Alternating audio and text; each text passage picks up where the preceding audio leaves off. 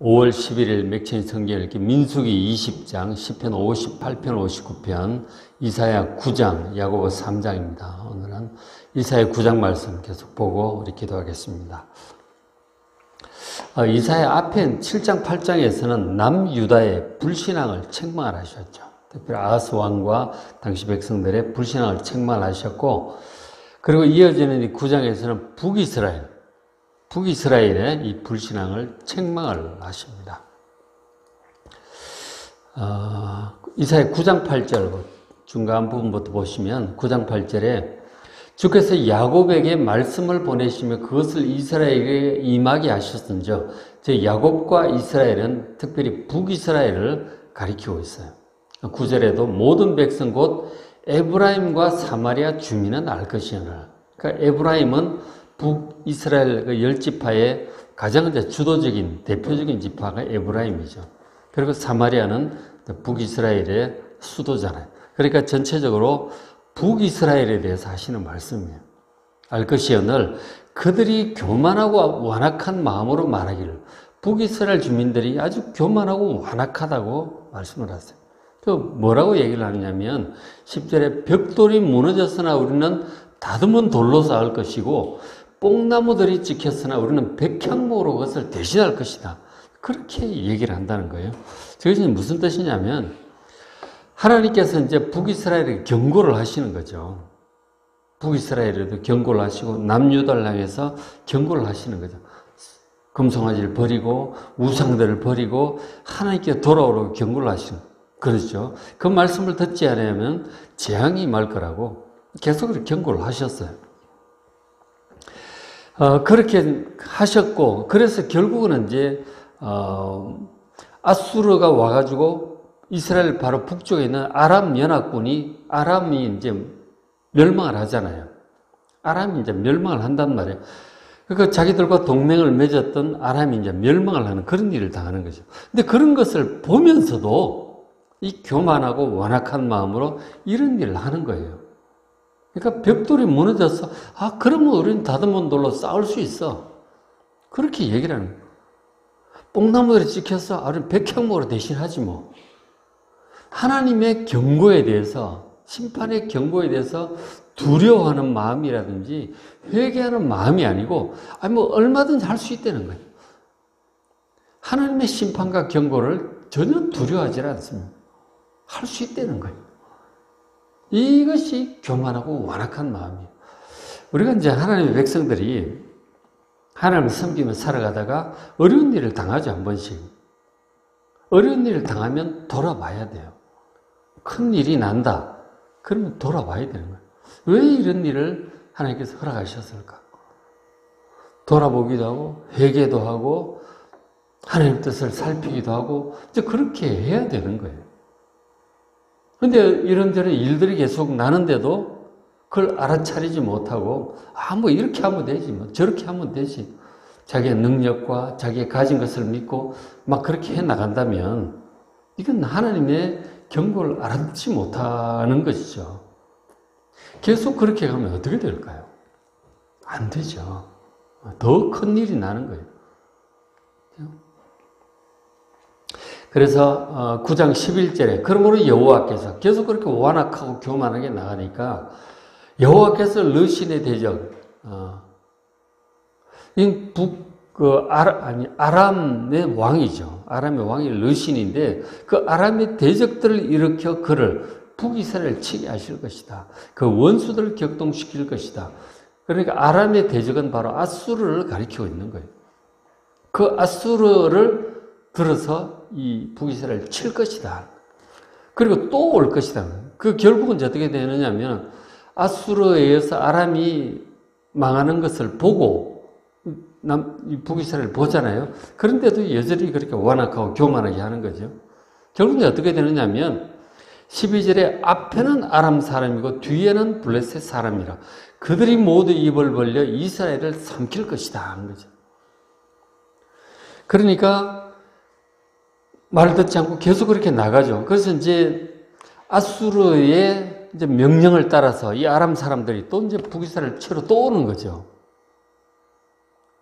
북이스라엘 치러 또 오고 밑에 있는 블레셋도 오고 막 사방에서 오는 거예요. 계속 완악하고 교만하게 얼마든지 할 수 있다고 이렇게 나가면은 더 큰 일이 닥친다는 것이죠. 모두 입을 벌려서 너희를 삼킬 것이다. 자, 그 정도 되면은 정말 정신을 차려야 되잖아요. 그런데도 13절에 보면 그리하여도 그 백성이 자기들을 치시는 일, 하나님이 하시는 거란 말이에요. 그런 일이 계속 생기는 것은 하나님이 하시는 거죠. 자기들을 치시는 이에게로 돌아오질 않아요. 만군의 여호와를 찾질 않습니다. 어느 정도 돼야 하나님을 찾을까요? 찾아야 살 길이 열리고 그게 회개고 그래야 살 길이 열리는 거잖아요. 계속 완악하고 교만하게 하나님을 찾지 않습니다. 오히려 하나님을 찾질 않고 다른 것들을 자꾸 찾는 거죠.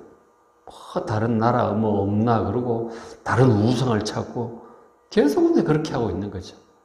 하나님께로 돌아와야 될 텐데, 그죠? 그렇게 이제 계속하면 결국 어떻게 되느냐? 18절에 대저의 악행은 불타오르는 것 같다. 악행이 막 불이 한번 이제 처음에 불이 붙을 때는 조그만 불꽃부터 시작하죠. 뭐 담뱃불 하나로 시작하고 산불 우리가 많이 봤잖아요.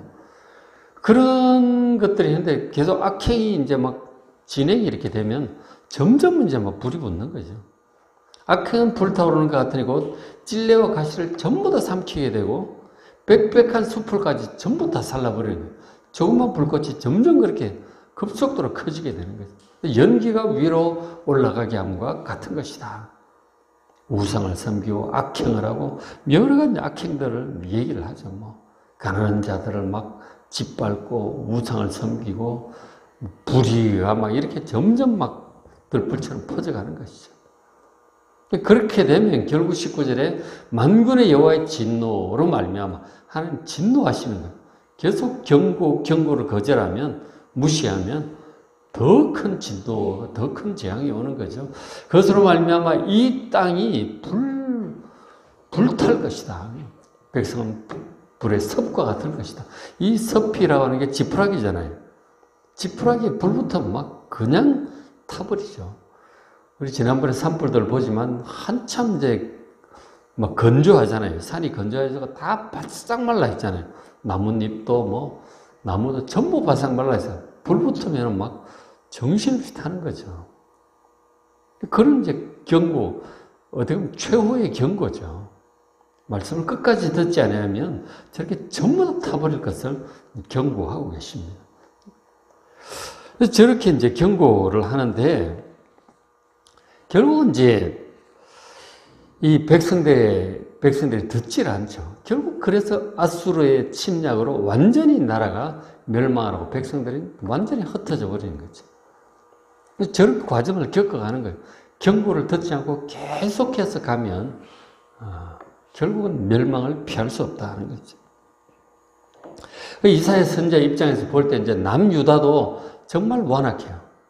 그 아스 왕에게 하나님께 징조를 구하라고 해도 필요 없다는 거죠. 나는 아수를 의지할 것이다. 그렇게 나가죠. 그리고 북이스라엘은 이렇게 교만하고 완악합니다. 남북이 모두 이런 상태입니다. 이사야 선지자의 말을 듣질 않죠. 하나님의 말씀에 귀를 기울이지도 않습니다.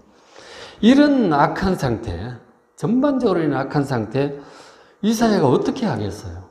말씀을 전해도 소용도 없는 거예요. 사역이 한계에 부딪힙니다. 결국 하나님께서 이렇게 말씀을 하시게 되죠. 이사야에게. 8장 16절에 앞부분으로 다시 이제 돌아갑니다. 앞부분에 8장 16절, 8장 뒷부분, 9장 앞부분, 이제 그 부분이죠. 너는 증거의 말씀을 쌓아매며 율법을 내 제자들 가운데서 봉함하라 그러죠. 이 하나님의 말씀 쌓아매라. 듣지도 않는 이 상태에서 해봤자 소용이 없죠. 지금은 때가 아니다. 쌓아매라 그러시는 거예요. 그리고 그 증거의 말씀, 그리고 율법을 제자들, 하나님을 성실히 믿고 따르는 소수의 무리들이 있는 거예요. 그 제자들 가운데서 싸매라. 결국은 이제 그 말씀, 하나님의 그 증거의 말씀, 율법, 이사야를 통한 경고, 이 내용을 제대로 아는 사람은 이 소수의 제자들밖에 없는 거예요. 예수님 시대도 마찬가지였죠. 예수님 통해서 예수님께서 하나님 말씀을 전하지만, 선포하지만, 경고하지만 듣질 않아요. 소수의 제자들밖에 예수님 말씀을 듣질 않습니다. 지금 이사야 상황도 마찬가지, 항상 그래요. 다윗 시대도 마찬가지고. 이 소수의 사람들이 하나님 말씀을 듣는 거예요. 대다수의 세속적인 사람들이 하나님보다 다른 것들을 의지하고 그렇게 가는 그런 분위기죠. 이사야 시대도 똑같아요. BC 730 몇 년경 상황이 이래요, 지금. 싸매라 하는 거예요. 듣지 않는 자들, 끝까지 거절하는 자들 안 되는 거죠. 예수님께서도 그런 말씀 하셨잖아요. 너희 진주를 돼지에게 던지지 마라. 던져봤자 가치를 알지도 못하고 오히려 자기를 해치는 줄로 알아. 그러니까 결국 싸맬 수밖에 없는 것이죠. 그 제자들만이 그걸 결국 때를 기다리게 되는 거죠. 그러니까 완악한 이 악한 세대에서는 지혜자가 결국 입을 다물게 되는 것이죠. 자문에도 그런 말씀들이 있잖아요. 지혜자가 입을 다물게 되는 거죠. 그리고는 17절에 이제 야곱의 집에, 특별히 이제 이스라엘에서 얼굴을 가리시는 여호와, 그 하나님을 기다리며 그를 바라보리라. 하나님께 어떻게 하실지 참 기다리고 바라볼 수밖에 없죠. 그 이사야 앞에 6장에 보면은 하나님께 처음 이사야를 부르셨을 때 이 백성들이 끝까지 듣지 않을 것이다. 언제까지 이렇게 해야 됩니까?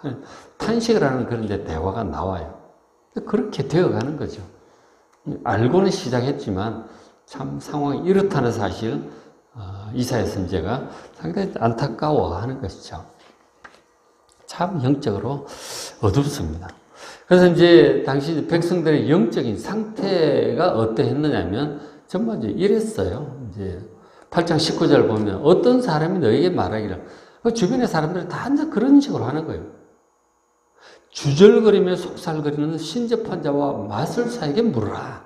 그런 거죠. 뭐 문제가 생기고 뭐 개인적인 일이든 나라의 어려운 일이든 그런 일이 생기면 신접자나 마술사한테 가서 묻지 않은 거죠. 서로 그렇게 군면하고 그렇게 가는 거예요. 점쟁이, 뭐 귀신 들린 자, 그들에게 가서 이게 어떻게 해야 되는지 묻자 하는 거죠. 그 사울 왕도 이제 그랬던 게 있잖아요, 그죠? 하나님 율법의 말씀 듣고 뭐 신접한 자 뭐 다 죽이라고 그랬다가 나중에 자기가 궁해지니까 신접한 자를 찾아가잖아요.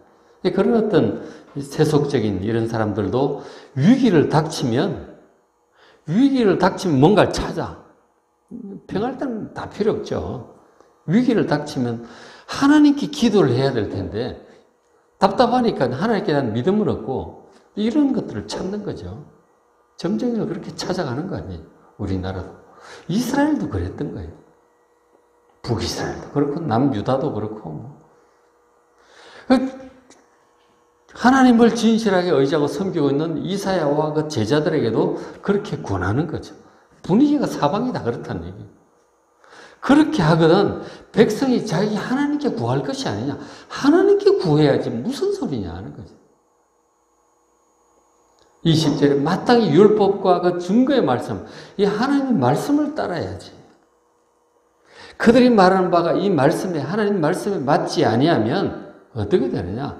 그들이 정녕 아침빛을 보지 못할 것이다. 밤중이 계속될 것이다 하는 거예요.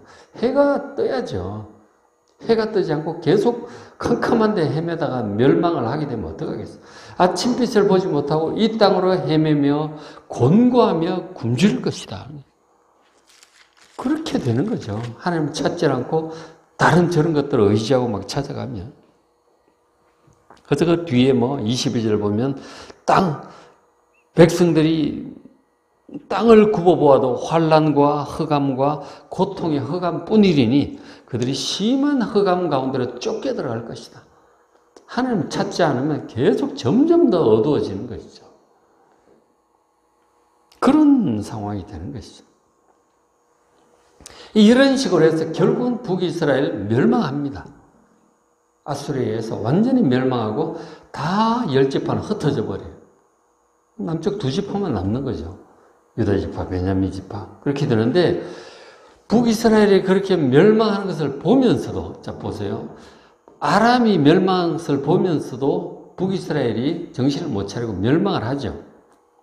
근데 북이스라엘이 멸망을 하는 것을 보고서도 남쪽 유다, 다행히 그때 히스기야 왕이 믿음이 좋아서 극복을 하긴 하는데, 그러나 히스기야 왕이 죽고 또 그 아들 므낫세부터 또 이렇게 우상 숭배하고 또 그렇게 가는 거예요. 북이스라엘 멸망하는 것을 그 앞세대 보면서도 정신을 못 차리는 거죠. 또 점쟁이를 찾고 우상을 섬기고 다른 나라를 의지하고 하나님을 찾질 않아요.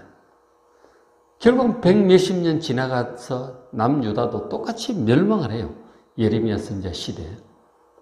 이 반복이 되는, 결국은 이런 죄악 가운데서 완전히 멸망을 하고 마는 것이죠.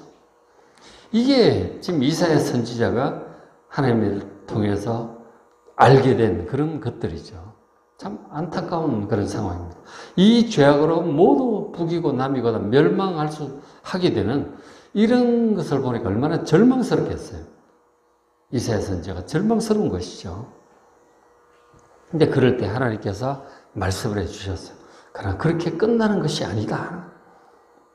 때가 되면 자비로우신 하나님의 구원의 손길이 다시 임할 것임을 말씀을 해주셨어요. 백성들이 절망하지 않고 믿음을 가지고 구원의 하나님께서 구원자를 보내실 구원의 손길을 기다리라고, 절망하지 말라고 하나님께서 미리 또 이렇게 말씀을 해주셨어요. 그러니까 8장 끝절에 보면 그렇게 나오죠. 22절에 땅을 굽어보아도 환난과 흑암과 고통의 흑암뿐이리니 그들이 심한 흑암 가운데로 쫓겨 들어가리라. 심한 흑암 가운데로 그렇게 북이고 남이고 다 멸망하게 될 것입니다. 그러나 9장 1절에 전에 고통받던 자들에게는 이렇게 멸망했잖아요. 그런 자들에게 흑암이 없을 것이다. 다시 빛이 찾아오실 것임을 예고하셨어요. 옛적에는 여호와께서 스불론 땅, 납달리 땅이 멸시를 당하게 하셨더니, 자 보십시오. 9장 1절에 전에 고통받던 자들에게는 이렇게 북이스라엘 남유다 다 멸망을 하죠. 그런 자들에게 흑암이 더 이상 없을 것이다. 옛적에는 여호와께서 스불론 땅, 납달리 땅이 멸시를 당하게 하셨더니, 이스라엘이 그 북쪽이죠. 북쪽에 있는 그 나라들이 스불론 땅, 납달리 땅. 그리고 거기에 있는 지명이 이제 하나가 갈릴리 지역이에요. 그렇죠? 해변길과 요단 저쪽 이방의 갈릴리. 갈릴리가 이방의 갈릴리라고 말씀을 하고 있는데 이스라엘 땅이죠. 땅인데 워낙 북쪽 국경지대 쪽이라서 이제 아람의 침략도 받기도 하고 노략도 당하고, 그리고 이제 그 땅이 가깝다 보니까 그 북쪽 아람에 있는 바알 숭배, 아세라 숭배 이런 게 막 쏟아져 들어왔죠. 그리고 이방인들과 결혼도 막 하고, 이게 이제 이스라엘인지 이방인지 구별도 안 될 정도로 이방화 되어가는 그 지역이 저 갈릴리 쪽이에요. 북쪽이 갈릴리 지역이에요. 이스라엘 사람들 안에서도 갈릴리를 아주 무시하고 멸시했죠. 저게 이방이야, 이스라엘이야, 그랬단 말이에요. 근데 하나님의 구원의 손길이 임할 때 그쪽부터 올 것이다 하는 거죠. 그 갈릴리 지역에 올 것이다. 갈릴리를 영화롭게 하셨다. 2절에 흑암에 행하던 백성, 갈릴리 쪽 사람들을 얘기하는 것이죠. 자, 그들이 큰 빛을 보게 될 것이다. 그리고 사망의 그늘진 땅에 거주하던 자, 역시 갈릴리 지역, 그 사람들에게 빛이 비칠 것이다 하는 거죠. 이 이방화되고 죄 가운데 멸망 가운데 연약해진 그 이방의 갈릴리가 영화롭게 될 것이다. 큰 빛을 보게 될 것이라고 그렇게 말씀을 해 주셨어요. 저 구절을 나중에 이제 마태가 인용을 하죠. 예수님께서 오셔서 저 갈릴리 쪽에서 사역을 주로 하셨잖아요. 그쪽에 자라셨고 그쪽에서 사역을 주로 하셨어요. 그 백성들이 하나님의 큰 구원의 손길을 이 갈릴리 사람들이 먼저 보게 되는 것이죠. 물론 뭐 절기 때마다 남쪽 유다도 왔다 갔다 하셨지만 주된 사역지는 북쪽 갈릴리였어요. 그쪽에서 하나님의 놀라운 구원의 역사, 큰 빛을 이 갈릴리 사람들이 보게 된 것이죠. 그런 예언의 말씀인 것입니다. 그러면서 이제 이사야 선지자가 계속 이제 말씀을 해요. 저는 얘기를 하면서 그 임할 그 큰 빛, 그 구원, 그리고 그 앞에 7장에서 말씀하셨던 바 그 임마누엘이라고 하는 그 아기, 하나님께 직접 주시는 징조에 관한 그 아기에 대해서 더 얘기를 합니다. 9장 6절에 우리에게 한 아기가 낳고 그리고 한 아들을 우리에게 주신 바 되었다. 그 빛에 대해서, 구원의 큰 빛에 대해서, 메시아에 대해서 더 구체적으로 얘기를 합니다. 한 아들을 우리에게 주신 바, 남자죠. 아들을 주셨었는데 그 아들이 그 메시아가 어떤 존재냐면 그의 어깨에는 정사를 메었다. 정사는 정치, 통치를 얘기하는 거죠. 통치.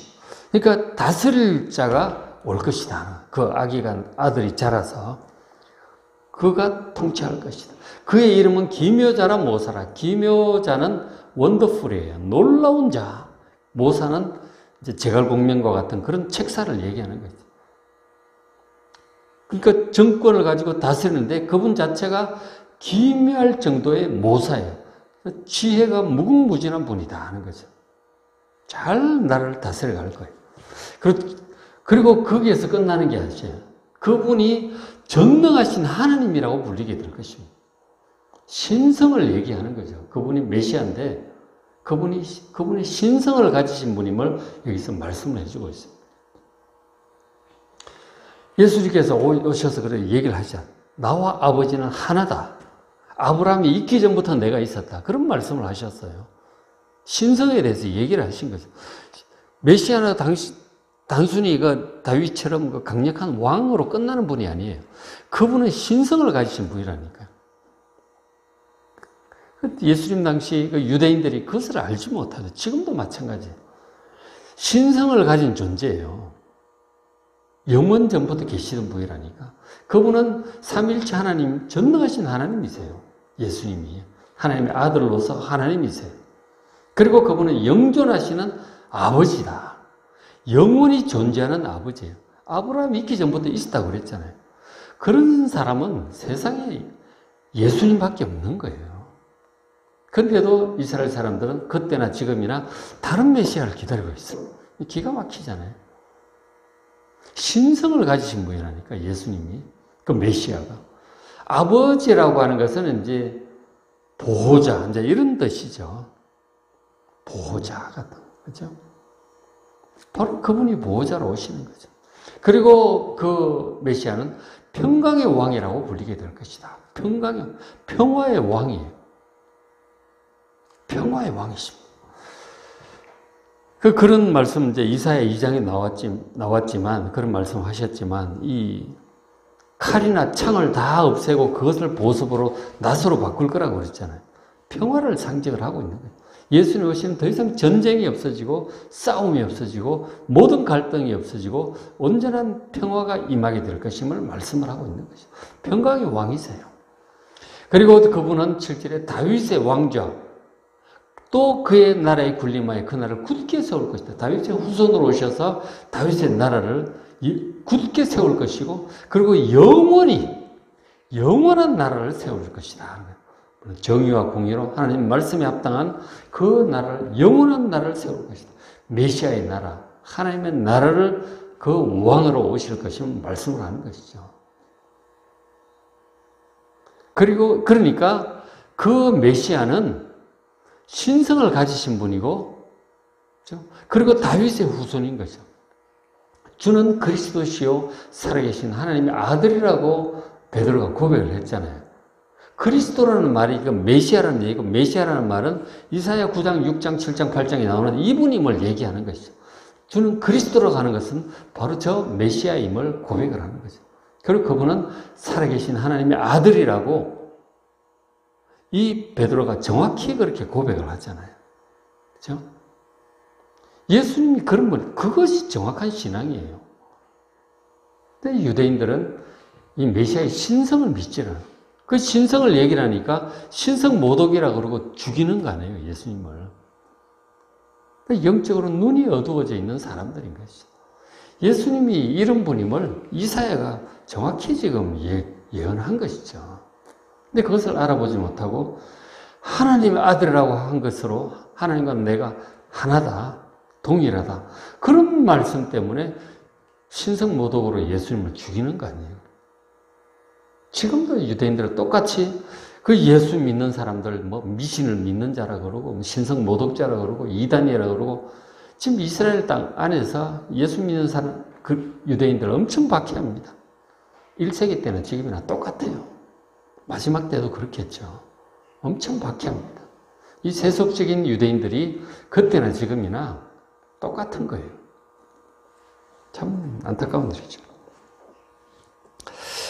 그래서 정말 바른 것은 이 말씀이에요. 그죠?